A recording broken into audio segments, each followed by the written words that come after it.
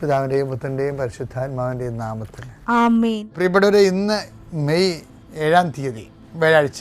അമ്മേ പരിശുദ്ധ അമ്മേ, അമ്മേ പരിശുദ്ധമേ, ദൈവമാതാവേ, കൃപാസനത്തിലൂടെ ഞങ്ങൾക്കും ഞങ്ങളുടെ ദേശത്തിനും അമ്മ മധ്യസ്ഥം തേടി തന്ന എല്ലാ അനുഗ്രഹങ്ങൾക്കും കൃപകൾക്കും ഞങ്ങളിപ്പോൾ ഹൃദയം നിറഞ്ഞ നന്ദി പറയുന്നു. അമ്മേ പരിശുദ്ധമേ, ദൈവമാതാവേ, 2004 ഡിസംബർ 7-ാം തീയതി ഉച്ചകഴിഞ്ഞ് 2:30 കൃപാസനത്തിൽ സംഭവിച്ച അമ്മയുടെ പ്രത്യക്ഷപ്പെടലിനെ കുറിച്ച് തിരുസഭയ്ക്ക് സമർപ്പിച്ചിരിക്കുന്ന പഠനരേഖകളുടെ മേൽ സഭാത്മകമായ പഠനം ആരംഭിക്കുവാൻ ഞങ്ങൾ പ്രാർത്ഥിക്കുന്നു. അമ്മേ പരിശുദ്ധമേ, ഭൂസ്വർലോകങ്ങളുടെ രാജ്ഞിയായ അങ്ങേയ്ക്ക് ഭൗമസംരക്ഷണത്തിനായി പ്രപഞ്ചപ്രകൃതിയെ തന്നെ തിരുസഭ പ്രതിഷ്ഠിക്കുവാൻ ഈ പ്രത്യക്ഷീകരണം വഴി ഇടയാക്കണമേ. പരിശുദ്ധമേ, ജപമാല മാതാവേ, സകല കൃപാസനം പ്രാർത്ഥനയോടും ചേർത്ത് ഞങ്ങളിപ്പോൾ പ്രാർത്ഥിക്കുന്ന ഈ കുടുംബത്തിന്റെ പ്രത്യേക നിയോഗം പറ മക്കളെ.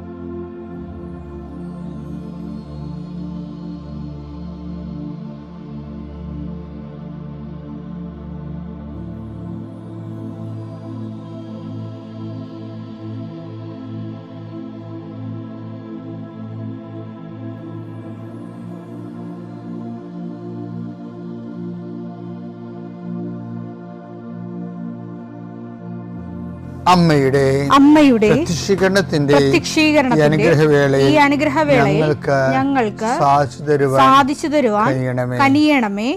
ആമേൻ. വിശ്വാസ പ്രമാണം. സർവശക്തനായ പിതാവും ആകാശത്തിന്റെയും ഭൂമിയുടെയും സൃഷ്ടാവുമായ ദൈവത്തിൽ ഞാൻ വിശ്വസിക്കുന്നു.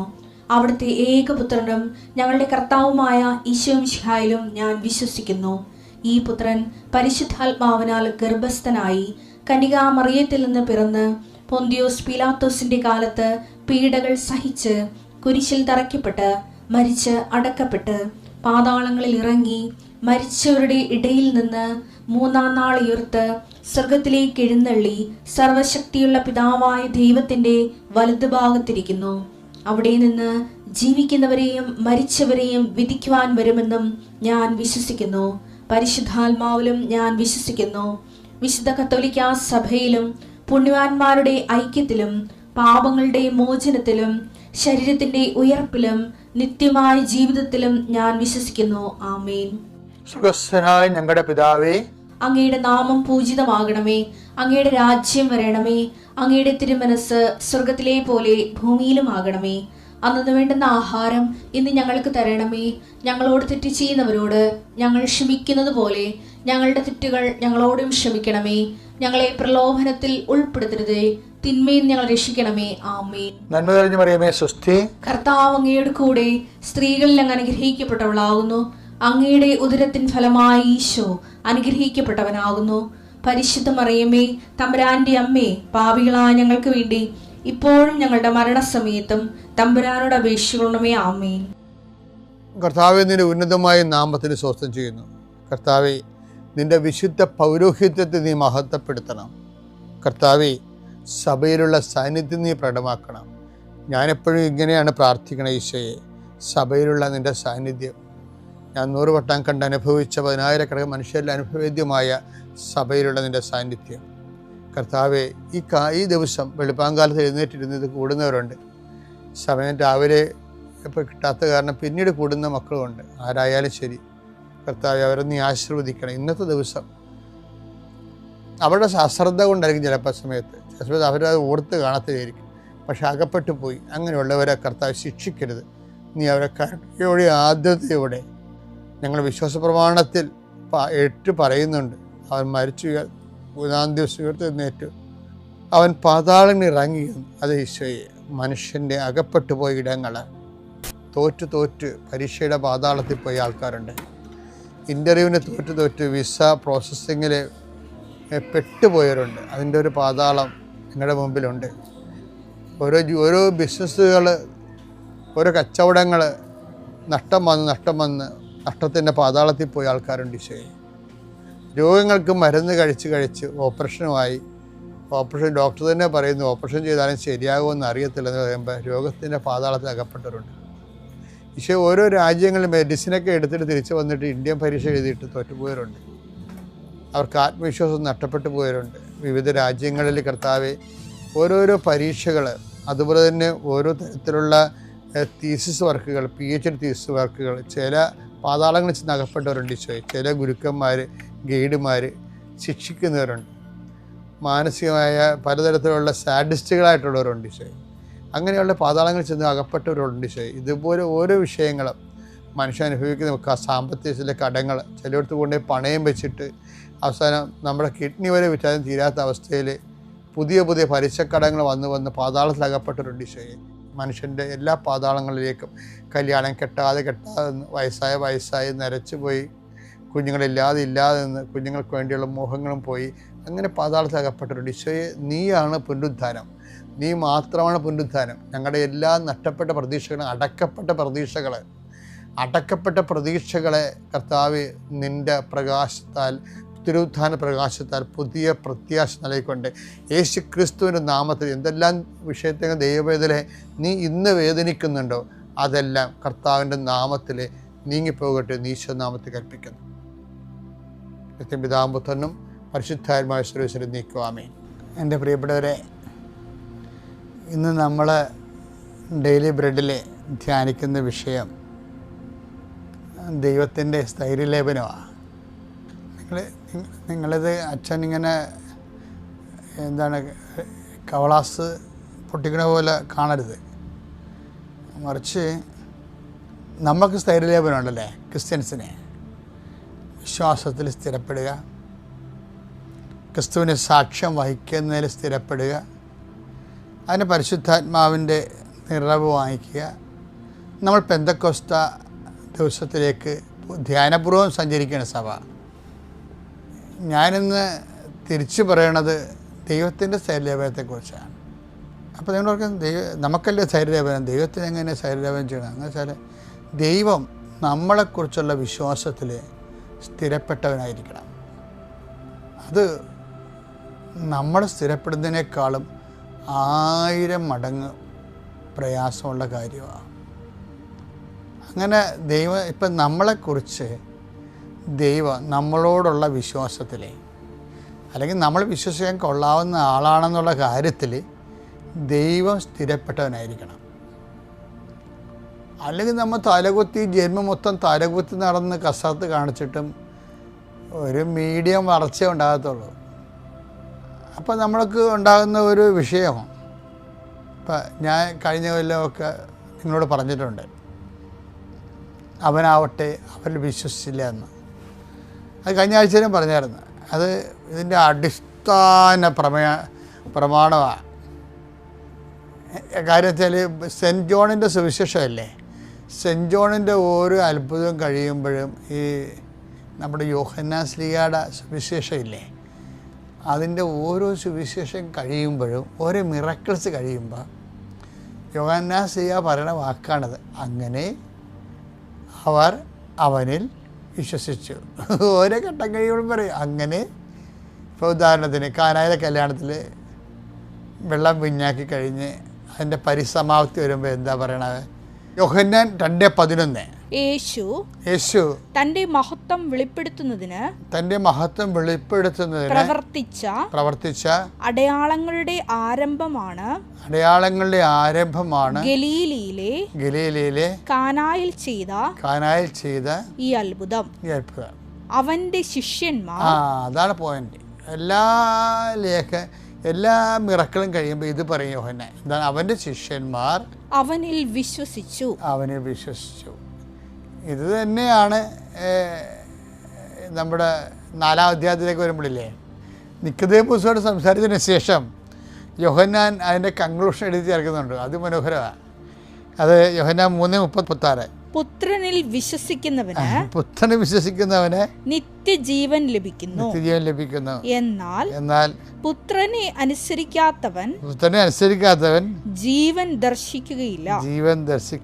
ദൈവകോപം അവന്റെ മേലുണ്ട്. ദൈവം അവൻ്റെ മേലുണ്ട്. അപ്പം എൻ്റെ മെയിൻ പുത്രനിൽ വിശ്വസിക്കുന്നവന് നിത്യജീവൻ ഉണ്ടെന്നും പറഞ്ഞാണ് ആ 3-ാം അധ്യായം അവസാനിക്കേണ്ടത്. ഇനിയിപ്പോൾ 4-ാം അധ്യായത്തിലേക്ക് വരാം. 4-ാം അധ്യായത്തിലെ ഡിസ്കോഴ്സ് ആരുമായിട്ടാണെന്ന് അറിയാമോ? സമറിയക്കാരിയുമായിട്ടുള്ള ഈശോയുടെ ഡിസ്കഷനാണ്. അത് അവസാനിക്കണേ എങ്ങനെയാണെന്ന് നോക്കിയേ. യോഹന്നാൻ 4:42. അവർ ആ സ്ത്രീയോട് പറഞ്ഞു, ഇനിമേൽ ഞങ്ങൾ വിശ്വസിക്കുന്നത് നിന്റെ വാക്കുമൂലമല്ല,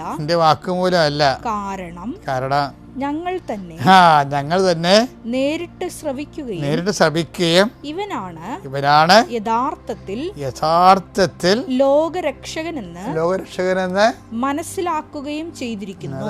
ഓരോ അധ്യായം കഴിയുമ്പോഴും ആദ്യം കാനായിലെ സ്ത്രീയെ അവതരിപ്പിക്കും. എന്നിട്ട് പറയും അങ്ങനെ അവർ അവനിൽ വിശ്വസിച്ചു എന്ന് പറയും. പിന്നീട് മൂന്നാമത്തെ അധ്യായത്തിൽ നിക്കോദീമോസിനെ അവതരിപ്പിച്ചിട്ട് പറയും അവനിൽ വിശ്വസിച്ചു, അവന് വിശ്വസിക്കുന്ന നിത്യജീവനുണ്ടെന്ന് പറയും. 4-ാം അധ്യായത്തിൽ സമരക്കാരനെ അവതരിപ്പിച്ചിട്ട് ജനങ്ങൾ സമരക്കാരിൽ നിന്ന് സുവിശേഷം കേട്ടതിന് ശേഷം അവളോട് പറയും, ഇനി നീ പറഞ്ഞത് കൊണ്ടല്ല, ഞങ്ങൾ നേരിട്ട് കണ്ടിരിക്കുന്നു, അവനാണ് ക്രിസ്തു എന്ന് വിശ്വസിച്ചിരിക്കുന്നത്. ഇത്ര മനോഹരമാണെന്നറിയാം. ഇത് കേൾക്കണമെങ്കിൽ ഞാനിത് വേറെ പുസ്തകത്തിൽ നോക്കി പറയണല്ല കേട്ടോ, പഠിച്ച് കമൻറ്റർ നോക്കി പറയണല്ല. എൻ്റെ ശ്രദ്ധയിൽ കഴിഞ്ഞ ദിവസങ്ങളിൽ പരിശുദ്ധാത്മാവ് ഇങ്ങനെ തോണ്ടി പറഞ്ഞതാണ് ഇങ്ങനെ ഒരു സംഭവം എൻ്റെ വെള്ളി കൂടി പോകേണ്ടെന്ന്. ഇനിയിപ്പോൾ ഇതിൻ്റെ അകത്ത് തന്നെ 4 തന്നെ രാജസേവകൻ്റെ കർത്താവ് എൻ്റെ പുത്രൻ രോഗബാധിതനായി വീട്ടിൽ കിടക്കുകയാണ് എന്ന് പറഞ്ഞില്ലേ. എന്നിട്ട് പിന്നീട് രാജസേവകൻ്റെ റെസ്പോൺസ് കണ്ട യോഹന്നാൻ 4:53 നിന്റെ മകൻ ജീവിക്കുമെന്ന് യേശു പറഞ്ഞത് ആ മണിക്കൂറിൽ തന്നെയാണെന്ന് ആ പിതാവ് മനസ്സിലാക്കി അവനും കുടുംബവും മുഴുവൻ വിശ്വസിച്ചു. ഇതിൻ്റെ ഇടയ്ക്ക് ഈ 4 അധ്യായങ്ങളിൽ ഇങ്ങനെ പറയുന്നു. ഇനി അങ്ങനെ തുടർച്ചയായിട്ട് പറയേണ്ടത് അങ്ങനെ അവനിൽ വിശ്വസിച്ചു എന്ന്. ഓരോ അധ്യായം എഴുതണം എന്തിനാണെന്ന് ചോദിച്ചു കഴിഞ്ഞാൽ ജനങ്ങൾ ഈശോയിൽ വിശ്വസിച്ചു എന്ന്, ഈശോ മനുഷ്യരാശിക്ക് വിശ്വസിച്ച് രക്ഷപ്പെടാനുള്ള ദൈവത്തിൻ്റെ ഏക പദ്ധതിയാണെന്നുള്ളതാണ് യോഹന്നാൻ പറയണത്. അപ്പോൾ യോഹന്നാൻ പറയുന്നതിൻ്റെ കൂട്ടത്തിൽ ഒരിക്കലും യോഹന്നാൻ പറയും, ഇതിൻ്റെ ഇടയ്ക്ക് പറയേ കർത്താവിന് അവരെല്ലാം വിശ്വസിക്കുന്നുണ്ട്, പക്ഷെ ഒരു കുഴപ്പമുണ്ട്, അവനാവട്ടെ അവരിൽ വിശ്വസിച്ചില്ലെന്നും പറയും. അതാണ് വിഷയം. അതെന്ത് രസമാണെന്ന് കേൾക്കാൻ. യോഹന്നാൻ 2:24 യേശുവാകട്ടെ അവരെ വിശ്വസിച്ചില്ല, കാരണം അവൻ അവരെയെല്ലാം അറിഞ്ഞിരിക്കുന്നു. മനുഷ്യനെ കുറിച്ച് ആരുടെയും സാക്ഷ്യം അവന് ആവശ്യമായിരുന്നില്ല.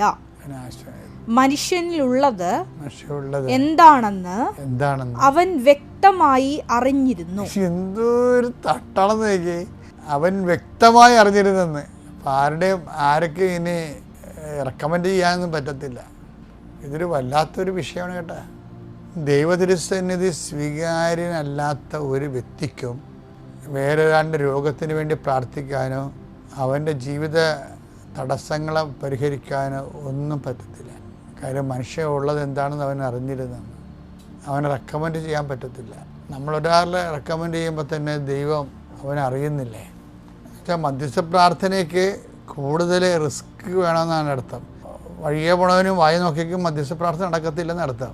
അതിന് വണ്ടി ചെക്ക് നമ്മൾ എഴുതത്തില്ലേ. ഇപ്പം നമ്മൾ ചെക്ക് എഴുതി കൊടുക്കുമ്പോൾ ഉടനെ ചോദിക്കത്തില്ല ഇത് എന്താ വണ്ടിയാണെന്ന് ചോദിക്കുക. ഞാൻ ചില സ്ഥലത്തവർക്ക് നമ്മുടെ ഈ പ്രാർത്ഥനകൾ പലതും വണ്ടി ചെക്കായി പോകുന്നുണ്ട്. എന്താ കാര്യം? ബാങ്കിൽ പണമില്ലെങ്കിൽ സാധനം മുടങ്ങും. നമ്മളൊരാളിന് ഇപ്പം നിങ്ങളുടെ മകന് വേണ്ടി പ്രാർത്ഥിച്ച് മകൾക്ക് വേണ്ടി പ്രാർത്ഥിച്ച് നിങ്ങൾക്ക് പ്രാർത്ഥിക്കാൻ പറ്റത്തുള്ളൂ. ആദ്യം തിരക്കേണ്ടത് നിങ്ങളുടെ നിങ്ങളുടെ അക്കൗണ്ടിലെ ഡെപ്പോസിറ്റ് ഉണ്ടോയെന്ന് നോക്കണം. ഈ ഉടമ്പടി ഇങ്ങനെ നിന്ന് കത്തണത് എന്തുകൊണ്ടാണ്? ഉടമ്പടി അടിക്കടി ഡെപ്പോസിറ്റ് അല്ലേ. ഓരോ പ്രേക്ഷിത പ്രവർത്തനങ്ങളിലൂടെയും ഓരോ ഉപപ്രവർത്തനങ്ങളിലൂടെയും ഓരോ വിശ്വാസ കൈമാറ്റ പ്രവർത്തനങ്ങളിലൂടെയും നമ്മുടെ ആസ്തി കൂടിക്കൊണ്ടിരിക്കുകയല്ലേ. അപ്പം പിന്നെ നമ്മൾ ചെക്ക് എഴുതിയാൽ പിന്നെ എങ്ങനെ മടങ്ങത്തില്ല. ഉടമ്പടിക്കാർക്ക് ആർക്ക് വേണമെങ്കിലും പ്രാർത്ഥിക്കാം. അത് ഭയങ്കര സീരിയസ് ആയിട്ടുള്ള വിഷയമാണ്, നമുക്ക് പിന്നീട് കാണാതെ. അപ്പം അതുകൊണ്ട് ചെക്ക് ആർക്കെങ്കിലും വേണ്ടി പ്രാർത്ഥിക്കുന്നുണ്ടെങ്കിൽ ആ ചെക്ക് മടങ്ങത്തിൽ നിങ്ങൾ ഉറപ്പ് വരുത്തണം. എന്നുവെച്ചാൽ കർത്താവിൻ്റെ കയ്യിൽ നിങ്ങൾക്ക് നിക്ഷേപങ്ങളുണ്ടാകണം. സ്വർഗത്തിൽ നിങ്ങൾക്ക് നിക്ഷേപം കരുതി വെക്കുവിൻ. മത്തായിയുടെ സുവിശേഷം 6:19-20. ഭൂമിയിൽ നിക്ഷേപം കരുതി വെക്കരുത്, തുരുമ്പും കീടങ്ങളും അവ നശിപ്പിക്കും, കള്ളന്മാർ തുരന്നു മോഷ്ടിക്കും. എന്നാൽ സ്വർഗത്തിൽ നിങ്ങൾക്കായി നിക്ഷേപങ്ങൾ കരുതി വെക്കുക. സ്വർഗത്തിൽ നിങ്ങൾക്കായി നിക്ഷേപം കരുതി വെക്കാൻ പറയുമ്പോൾ അങ്ങനെ ഒരു സാധ്യത ഉണ്ടെന്ന് മനസ്സിലായില്ലേ? ആ സാധ്യതയാണ് ഉടമ്പടിയിൽ വലിയ സൽപ്രവർത്തികൾ നിക്ഷേപമായി മാറിക്കൊണ്ടിരിക്കുന്നത്. അപ്പോൾ ഉടമ്പടിക്കാർക്ക് വേറെ, അതുകൊണ്ടാണ് ഉടമ്പടിയുടെ പ്രേക്ഷിതർ അവർ കൊണ്ടുവന്ന ആൾക്കാർക്ക് വേണ്ടി പ്രാർത്ഥിക്കുമ്പോൾ അത് നിന്ന് ഭരിക്കാൻ കണ്ടില്ല. അവർ സാക്ഷ്യം പറയില്ല, ഈ ചേച്ചിയാണ് ഞങ്ങളെ കൊണ്ടുവന്നത്, ചേച്ചി ഞങ്ങൾക്ക് വേണ്ടി നിരന്തരം പ്രാർത്ഥിക്കുന്നുണ്ട്, ആ ചേച്ചിയുടെ പ്രാർത്ഥനയാണ് കർത്താവ് ഞങ്ങളുടെ പ്രാർത്ഥന കേട്ടെന്ന്. അത് അപ്പോൾ കാര്യം അവർക്ക് വണ്ടിച്ചക്കല്ല, അവർക്ക് നല്ല ആസ്തിഭദ്രതയുണ്ട് കർത്താവിൻ്റെ തിരുസന്നിധിയിൽ. നമ്മളിപ്പോൾ തുടങ്ങിയത് സ്ഥലത്ത് വെച്ച് അവസാനിപ്പിക്കുകയാണ്. ദൈവത്തിൻ്റെ സ്ഥൈര്യലേപനം എന്ന് വെച്ച് കഴിഞ്ഞാൽ എന്താണ്? ദൈവം അവനാവട്ടെ അവർ വിശ്വസിച്ചില്ല, കാരണം മനുഷ്യമുള്ളത് എന്തെന്ന് അവന് അറിയാമായിരുന്നു. ഏറ്റവും വലിയ പ്രധാനപ്പെട്ടത് എന്താണ്? ദൈവം നമ്മളെ വിശ്വാസത്തിലെടുക്കണം, ദൈവം നമ്മളെ വിശ്വസിക്കണം. അതാണ് ദൈവത്തിൻ്റെ സ്ഥൈര്യം. അവനെക്കുറിച്ച് നമ്മുടെ വിശ്വാസത്തെക്കുറിച്ച് ദൈവത്തിന് സ്ഥൈര്യം ഉണ്ടാകണം. പിതാവിൻ്റെയും പുത്രൻ്റെയും പരിശുദ്ധാത്മാവിൻ്റെയും നാമത്തിൽ.